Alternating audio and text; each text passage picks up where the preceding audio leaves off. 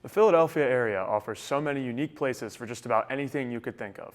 Welcome back to Just Next Door, where we explore the stories, flavors, and creativity right here in our neighborhoods.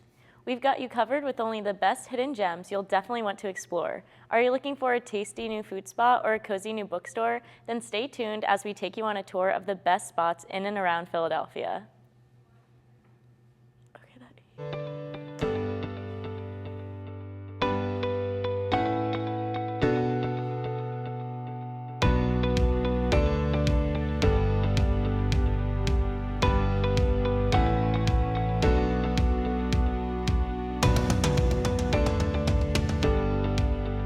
Chris Gress. Each week, we're finding the places that make Philadelphia feel like home, even when they're just next door. And I'm Maya Martin. We have a lot of interesting places that you need to check off your list. From fascinating music, some dance moves, and helping animals, we have a number of ways you can get immersed in your Philadelphia community and beyond. Our first stop is just over the bridge in Gibbsboro, New Jersey, San Remo Pizzeria and Restaurant. This family-owned, casual restaurant has been serving up the best old-school Italian dishes for over 20 years. Let's check it out. Hey, I'm Luigi. I'm the owner of San Remo's. We bought this place because when I came from the old country, Italy, about 40 years ago, worked into a lot of restaurants and a lot of pizzerias. So I loved doing pizzas. When we came here, we actually bought the franchise, bought the name of San Remo. And we, little by little, we improved the menu. We introduced our menu. And it's been a successful business because people around here are great. Oh, Luigi and staff are really nice and friendly. We know him because we go to the same church, and we would always come here after Mass and have dinner here with family. You know, we try to help the community with schools, fire department, church events. When pandemic hit it, we were all scared, obviously, but fortunately, the community, that's why I say the community helped us a lot. People were just getting pizzas, takeouts, and coming in and supporting us a lot. So we didn't have to actually lay off anybody. I'm thankful. Oh, it's not only just me who loves the food here, so does my children and my husband. I say that my favorite part about San Remo's is more just like it being like the local spot, you know? Like we always come here just to get a quick bite to eat.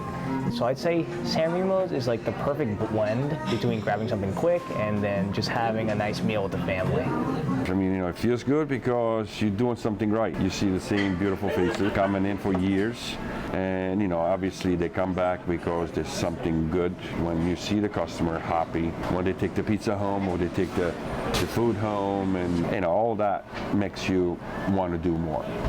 To order from San Remo or browse their menu, visit sanremorestaurantpizza.com. Those dishes sure look tasty. If you ask me, there's no better comfort food than Italian. Let's move from the cozy charm of New Jersey to the heart of Northeast Philly and continue our pizza tour with a spot that's been bustling with happy customers since 1977. At Old London Style Pizza, tradition meets flavor with every bite. Not only are their pizzas delicious, but locals say their cheesesteaks are the best in the area. Oh my gosh, I love the people here. You don't understand. Everybody is nice. Even the owner, he's nice. The customers, most of them you know them, so it's like it's a homey vibe.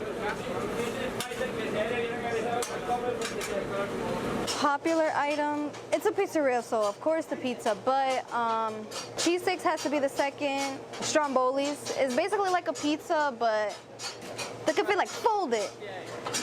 We also do like different sides. A bunch of people order ice cream for like dessert. We have cake. What inspired my dad? Well, my dad came over here, almost 30 years ago from Costa Rica. Originally, my uncle was owner. Oh, okay. Then sold it to my dad, and he's been here for the past, like 30 years.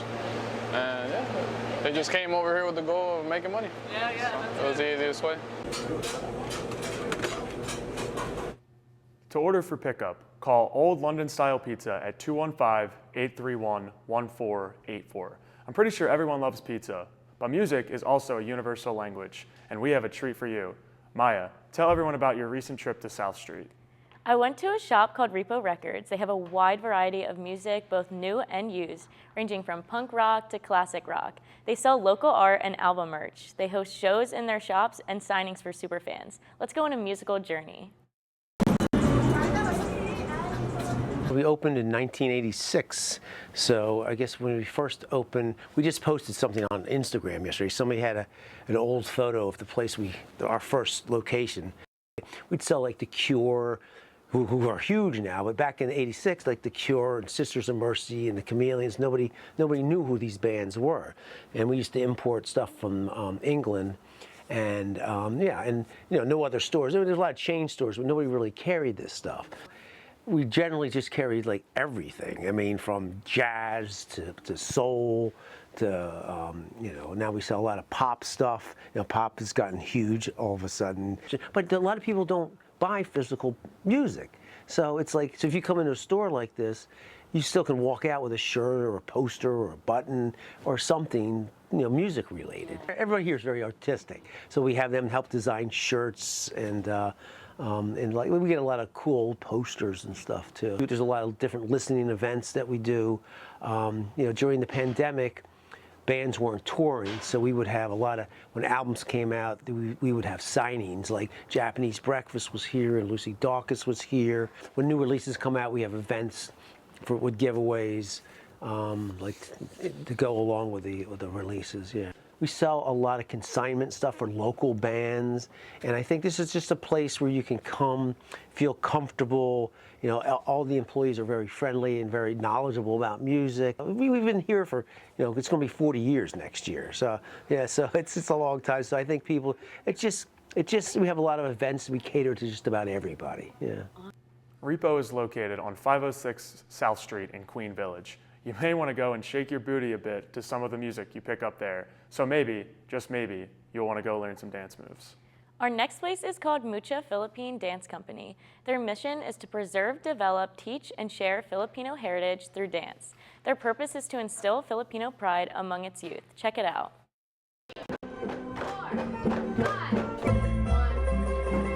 Mucha was formed in 1990. It was a response to young Filipino Americans who wanted a community and they wanted to connect more to their culture. They kind of just wanted to preserve like the Filipino culture through dances and through the songs and the instruments that they played. Learning Filipino traditional dances definitely helps me feel more connected to my culture because each one has its own story, and within those stories shares the history and the values and the principles of what it means to be Filipino. To me, performing these dances means that I can show off my culture, show what we mean. Growing up with not knowing a lot of Filipinos and people not really knowing what our culture and heritage is about, it's good to let people know, give people insight on our culture and show them how beautiful it actually is. Just seeing them perform and feel in touch with their culture, it was something that I wanted to be a part of. They come here with the purpose of learning the dances to get connected, but every dancer could say they have created a new family within this. Being a part of Mucha has been so much fun. We eat together, we dance together, we joke around, and like whenever I'm with them, it's a great time. We all practice, we all do what we're interested in doing, but then we sit down, we share, we eat together, and that's how we become the family that we are. Mucha Philippine Dance Company is doing such a wonderful thing for their community. They look like they're having a blast. To learn more about this dance company, visit their website at muchapdc.org. We're going to try some of those dance moves while we take this break. When we come back, our host Elijah Dunca will be introducing our guest for this episode. We'll be back in just a moment.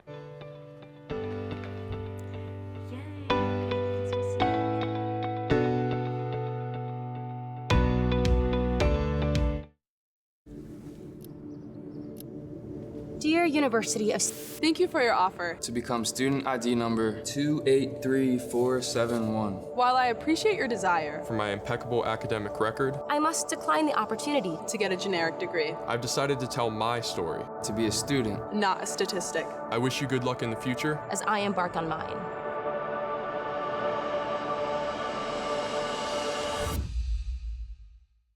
When the game is on the line, championship teams know the game plan. They communicate and work together to win. We all need a game plan to protect ourselves online. Talk to family and friends so they know how to stay safe too. Create strong passwords, turn on multi-factor authentication, update software, and recognize and report phishing, because online safety is not something you want to fumble. Get more game-winning tips at cisa.gov/secure-our-world. Then share them with family and friends.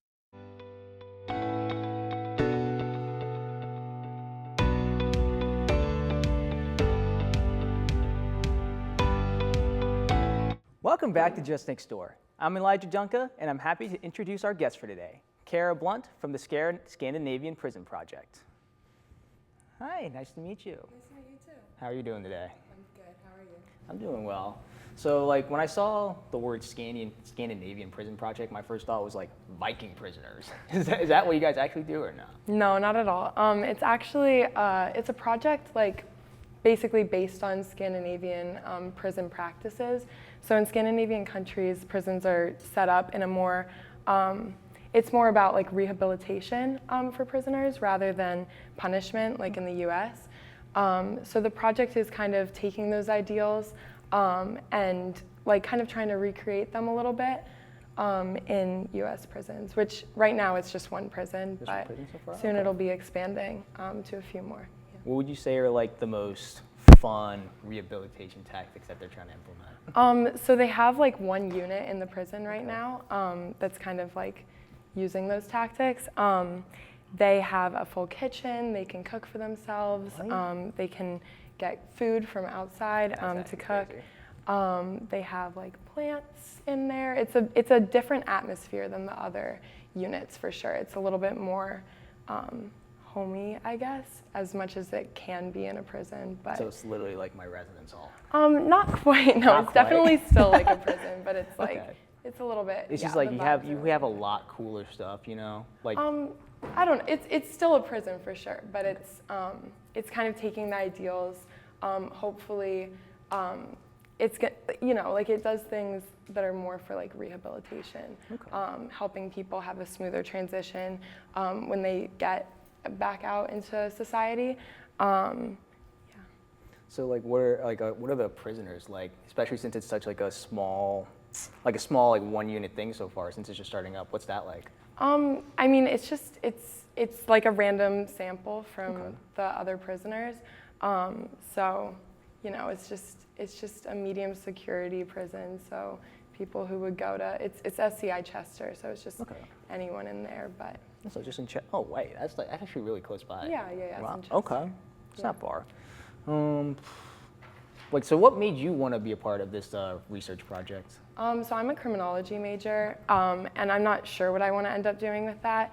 So that's why I was like, I kind of want to explore some different opportunities. So I talked to my professor about research opportunities, and she got me in contact with the team. And after learning about it and kind of like the goal of it, I don't know. It's a really cool project for sure. That's nice. That's nice. Like, what would you say is like the most rewarding part of like the work? I mean, the project in general is a super cool. It has super cool goals, and so for me, it's like knowing that I'm a part of maybe making some sort of positive impact, for sure, and then also like, when because I'm conducting surveys in there. That's what I'm doing. I'm doing like research for the project.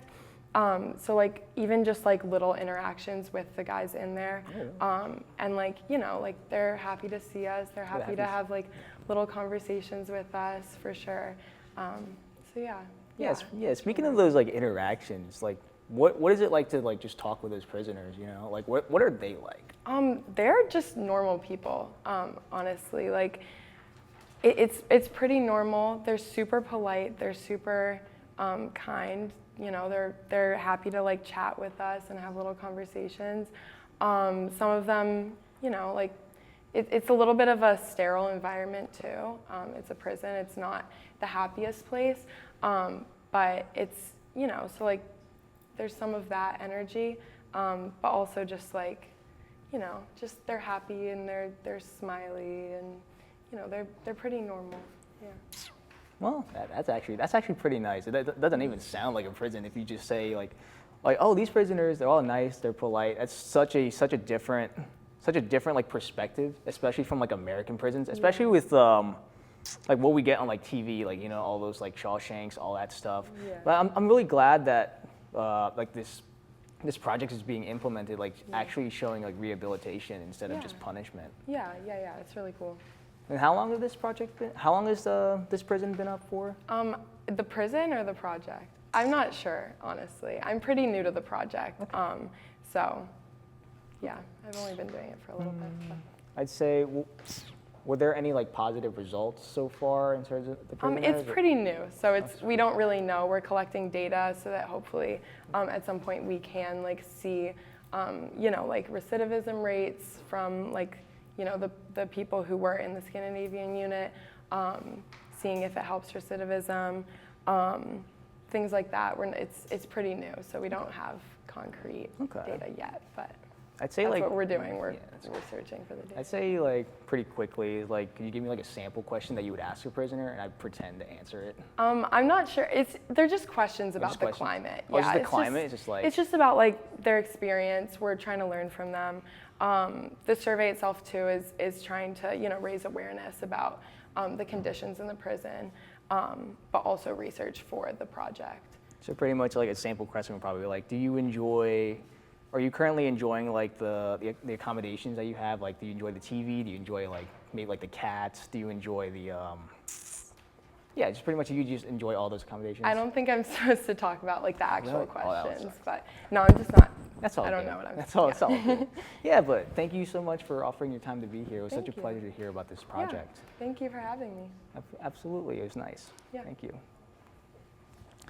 That's all the time we have for today. I'm Elijah Dunca, and when we come back, Maya and Chris are going to show you a bookstore to feed your imagination, an elementary school that nourishes young minds, and a place to buy your next family dinner.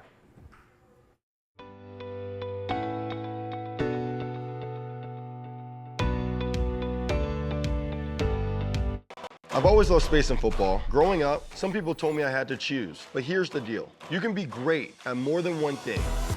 And getting involved in STEM opens up your world to a universe of opportunities in life. This is my time. Get inspired and get involved today.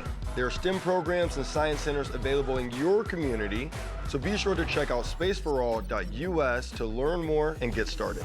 This is my time. There ain't no doubt in my mind. Find your place in space. This is my time. Space for All. I've been driving a truck for 40 years now. If people knew what I know, lives could be saved. Like the trucks can't stop quickly. It takes my 80,000-pound truck 200 yards to come to a complete stop. So I always do my best to give a lot of cushion. It helps when other drivers realize that and do the same. Please give trucks the space we need so we can all stay safe. It's our roads. It's our safety.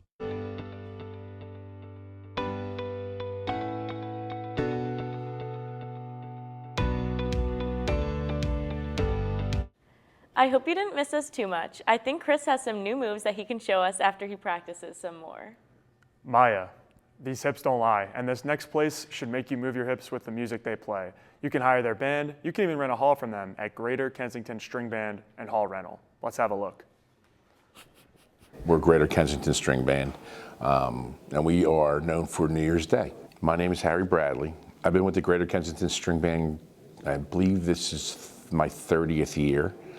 I am an officer president. I have been a captain. I have been a president of our organization.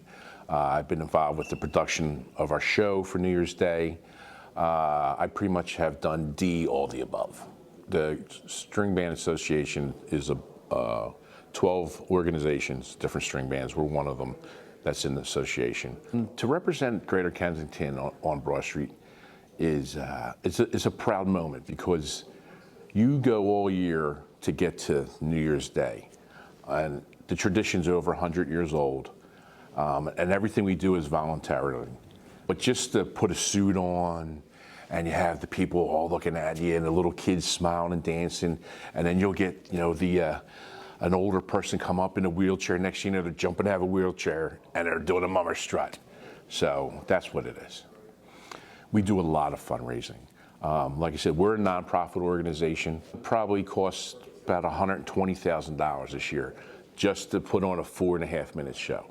Get in contact with our website, shoot us a message, our Facebook page. We're more than happy to have you come down. You don't have to play a musical instrument. And some people come in and then eventually play a musical instrument. But we have so many different roles that you don't have to. Like to see in Greater Kensington String Band. This makes me want to see a mummers parade. The music sounds great. And remember, you can hire them for an occasion. Visit gksb.org for more information. Chris, you have to tell everyone about your trip to Honey Baked Ham. Do they sell more than just ham?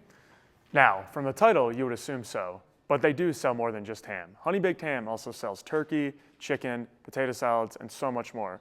Let's let the owners tell us. Roll the clip. Located in the Upper Dublin Shopping Center in Willow Grove, Pennsylvania, Honey Baked Ham aims to provide meals and an experience that will satisfy the whole family. It is fitting that this is the case considering the Willow Grove location is a family-owned and operated business. I've been at Honey Baked Ham for about 6 years now. I started here in January 2020.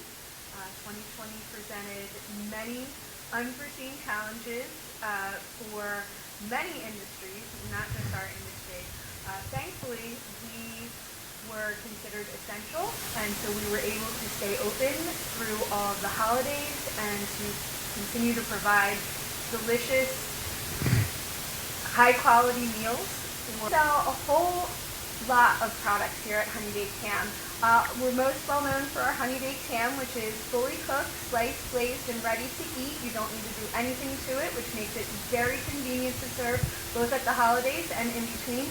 We also serve our Honey Baked Turkey Breast, which is, again, fully cooked, sliced, glazed, and ready to eat. We serve that in 2 different flavors, roasted and smoked. And we do offer whole turkeys as well for the holiday season. So that's really exciting. Those are great turkeys and they're fully cooked. All you have to do is thaw them and heat them through in the oven, which makes them super convenient. We do offer a wide array of sides as well, like green bean casserole, maple sweet potato souffle, loaded smashed potatoes, and my favorite is the cinnamon apples. Order something to be picked up at your local store. You can just visit honeybaked.com, and then they'll ask which your location is, and they'll give you the stores nearest to you.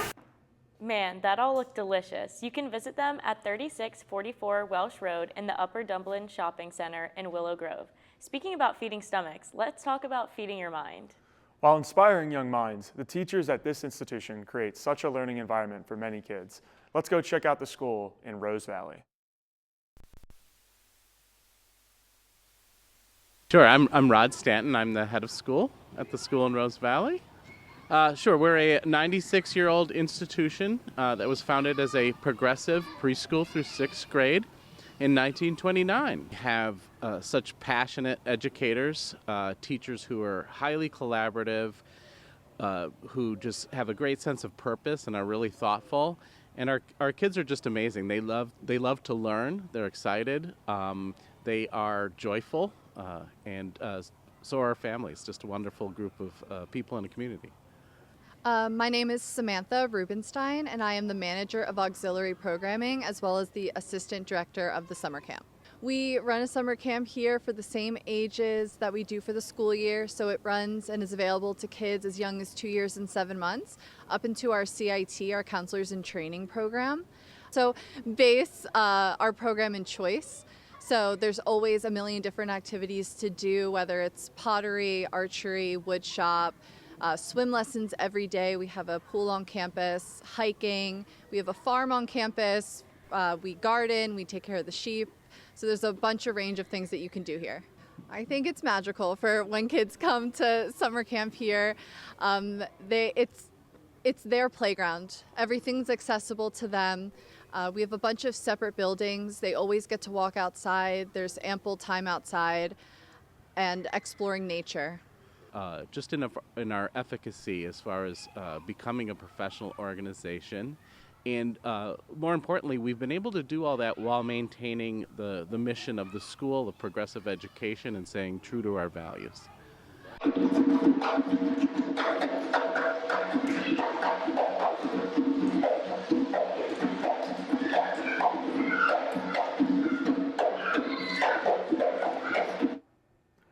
There's no better place to see our young ones come to life than when their future begins. This neighborhood elementary school is doing amazing work to inspire and educate these kids. For more information, visit their website, thesschoolinrosevalley.org. Our community is full of incredible educational places. Speaking of educational, I recently learned about a bookstore that has more than just books. It also serves as a community hub where imaginations come to life. Let's go check out Big Blue Marble Bookstore. We know our customers and our community, and that's what we're trying to sell, is what the neighbors want. So we've been around for 20 years. And we've gotten to know people a little bit. You know, in the whole time I've been here, I have just loved getting to know everybody. A number of folks who live in the neighborhood and, you know, try to keep their books in stock, have them come visit, pay attention to when they have new things coming out, find out who's new to the neighborhood who's also writing. So yeah, definitely a long standing relationships with local authors. It's chill, honestly. Like I said, I love the customers, I love the community, I love, you know, being around books all day. It's a fun place. That's a must-visit place for anyone looking to get lost in a good book. Go check them out at 551 Carpenter Lane, right in the heart of Northeast Philly. Those spaces look super cozy. I might have to go visit so I can add some more reads to my collection. Well, that closes out the chapter on this episode of Just Next Door. Follow us on Instagram at LaSalle TV to find more adventures just around the corner. I'm Chris.